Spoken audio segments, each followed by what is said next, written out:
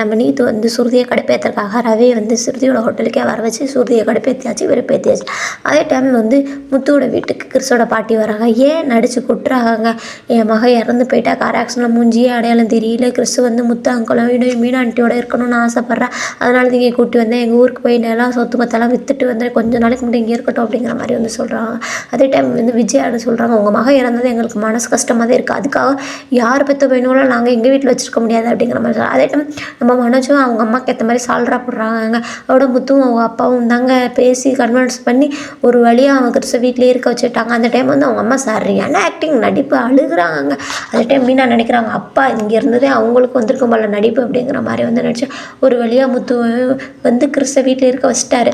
அதுக்கப்புறம் பார்த்தீங்கன்னா முத்து சொல்கிறாரு, நல்ல வேலை மீனா நான் எங்கேயும் போகல, சாமி சொன்ன மாதிரி இருந்தேன், இல்லைன்னா எங்கள் அம்மா இவனை இங்கே இருக்க விட்டுருக்க மாட்டாங்க அப்படிங்கிற மாதிரி வந்து முத்து சொல்லிடுறாருங்க.